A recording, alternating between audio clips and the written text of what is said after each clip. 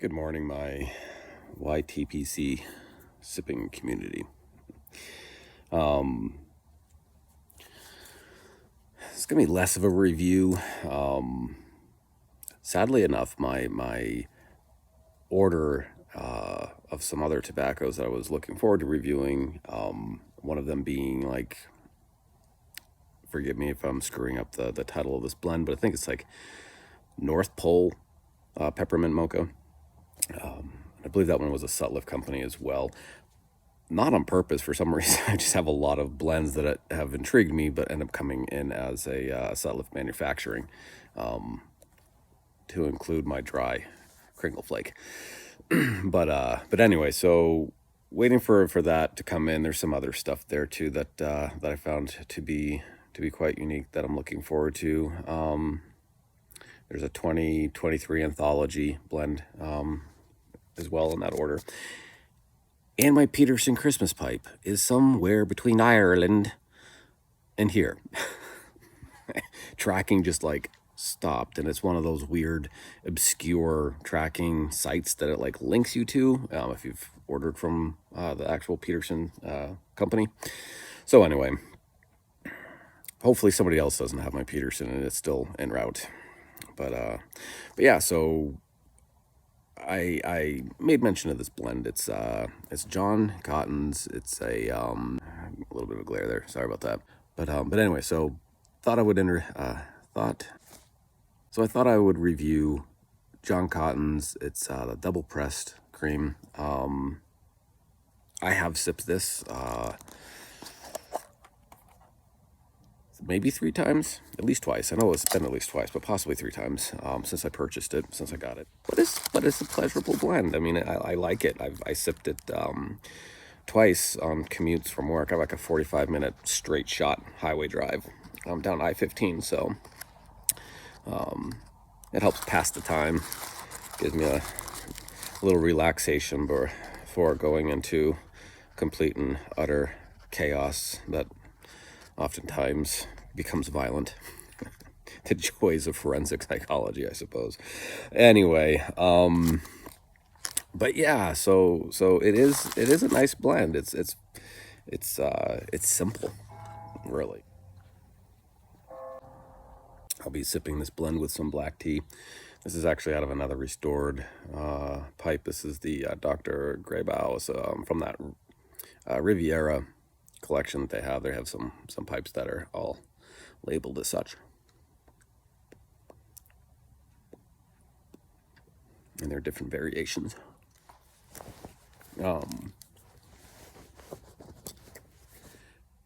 This pipe specifically is a dedicated to more of your vanilla slash maple aromatics, so that, you know, just to prevent serious ghosting. Those two things blend pretty well, and there isn't a whole lot of variation. And I give my pipe a good cleaning after every sip. So, but yeah, so this blend is Virginia's and Black Cavendish. That's the leaves that are in this blend, and it has a vanilla for the topping, for the flavor.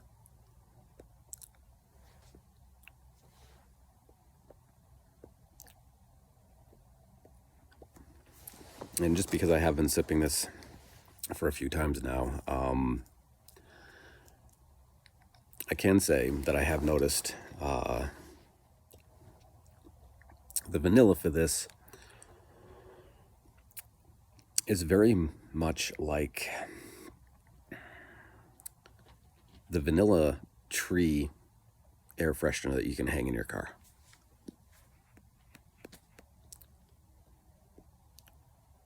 Just not over pungent, so kind of more like if it's a hot summer day and you're walking through a parking lot and somebody has had 4 or 5 of these hanging from their mirror at some point, and the windows are cracked in their car, and as you're walking down and you just get from the summer breeze, you can get a smell from it, but the car is still, 20 somewhat feet away, and you don't know what vehicle is coming from. You just can tell, I guess, somebody's got one of those hanging in their car. It's that kind of vanilla. So I suppose you could say it's a chemically it's a very artificial. I mean, there are certain vanilla blends, like for example, the Bill's blend from Country Squire.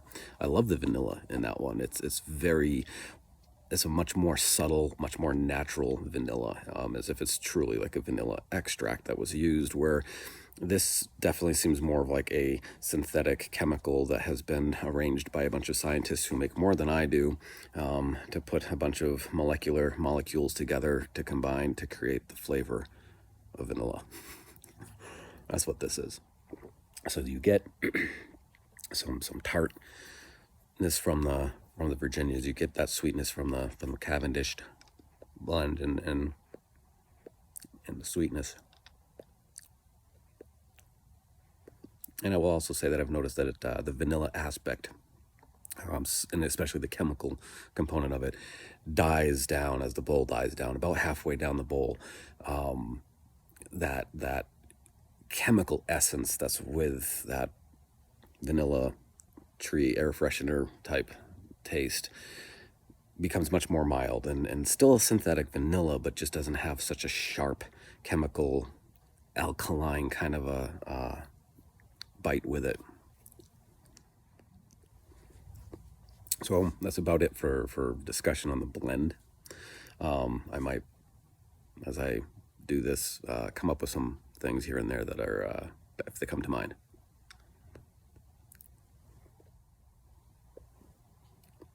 But where is the holiday season? Where does Christmas or Christmas, right? It's without getting into religious dogma, because that certainly isn't where I want to head in general, let alone with the channel. And everybody beyond the age of 13 these days knows that, obviously we've with a pretty good measure of certainty know that this was not the time of year that Christ was actually born. And most of us also know that there is a lot of pagan and other cultural influences for why we hold the celebration this time of year. Most of that being that the darkest points of the year, behind me is a gray sky, and foliage that was on this tree when I first started this channel is no longer there, right? I mean, it's for most parts of the world this time of year, just because the earth is tilting backward, it's not getting a direct hit from the sun. It's just more of a glancing blow, more glancing the more northern you are. Everything kind of dies off. But then there's, of course, spring comes, right? The renewal. And then so in comes festivals of light. In comes the birth of the Savior.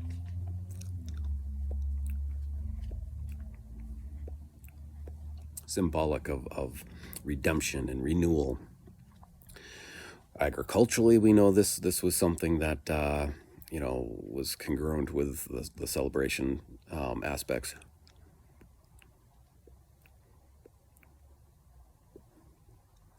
And for much of time, including in today's age, although I think many people stop contemplating such things as much as we ought to. But there was always a component to that where we appreciate the fact that we ourselves go through such phases. And I think that's, a lot of why we cling to such allegory. There's a comfort in knowing, or in believing that there's an ability to get past the darkness, because we all have it. We all have this fall season, and then we have this winter season, emotionally and objectively throughout our lives. These things occur. Make all the right sacrifices, do all the right things, be the best dad, be the best son, best employer, best friend, best version of you. And then you still end up coming down with a terminal illness. You might have leukemia, your car ends up, dying, and you're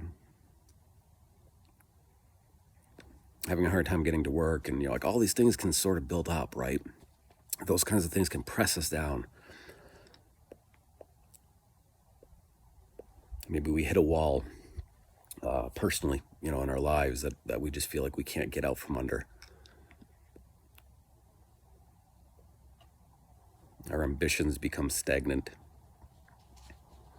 and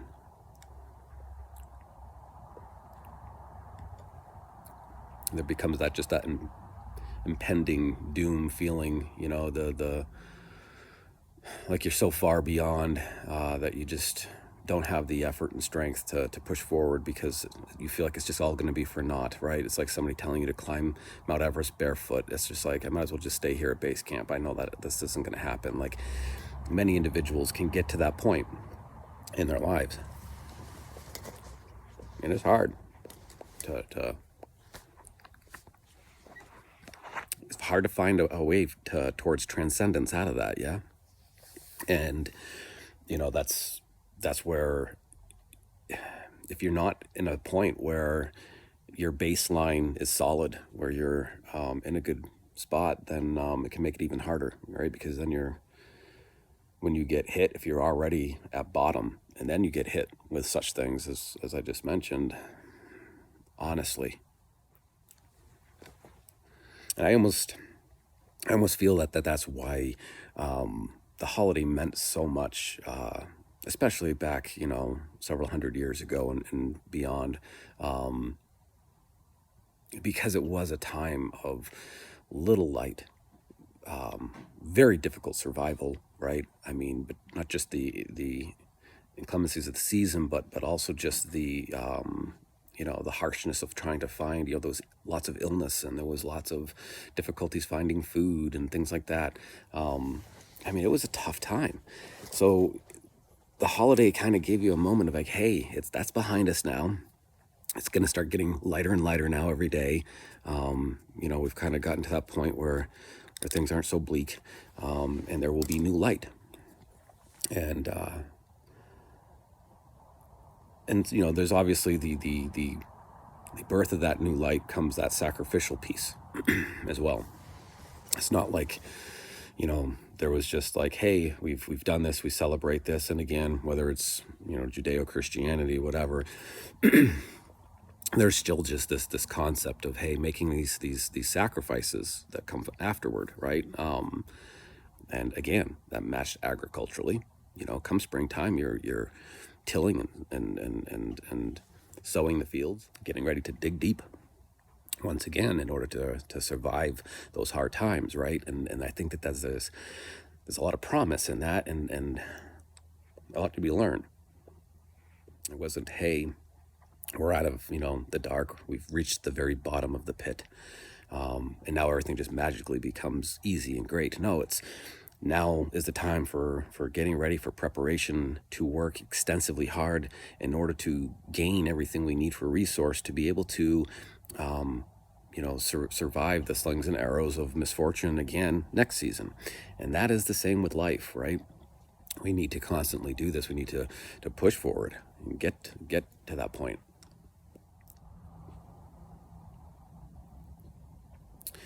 And so a lot of times it's a matter of finding what it is that you need to do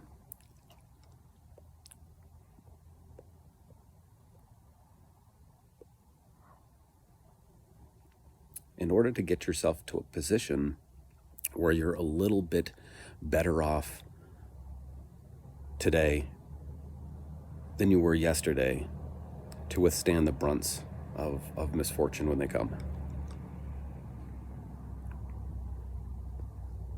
Even if it's just little bit by little bit, because it's better than the alternative, which is to say nothing, which is to give in.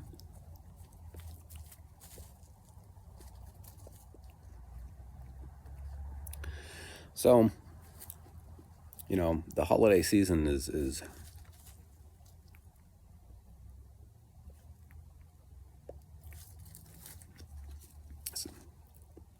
I feel it has an element to it where it's kind of not just, enjoying the fact that we've made it through another year, and reminiscing about the good things that occurred and so forth, but it's also about the ability, the resiliency of getting through the darker, colder, shadowy aspects of life and having that renewal.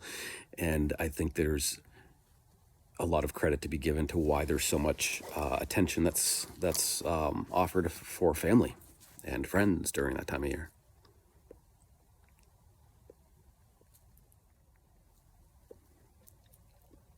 Because it's through those support networks that allow us to get along. I mean, we're a society-driven people for a reason. Those of us who duck down into our own isolation and convince ourselves and others that we're content and happy to be this way.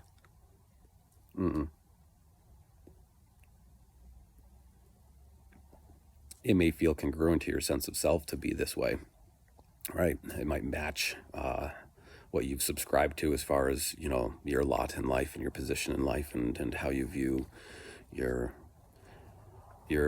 experience with the environment that you're in, but that's about where it's at. It's a perception only, because objectively we know, and this is empirically proven unequivocally by endless studies for a very long time with quite a lot of consistency, and that is that without that social component, we do not do so well personally and as a whole, So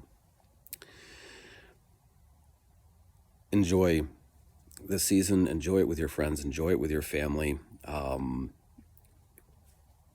renew some personal social relationships that perhaps have maybe not gone sour, but just kind of fallen to the wayside. But also think, too, of that transcendent component.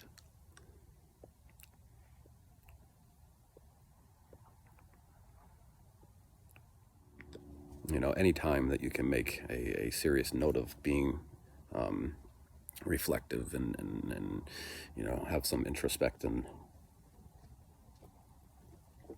these are good things, always. So that's it for that one. Nothing huge on that, and hope I didn't bore you all with my thoughts on the holiday.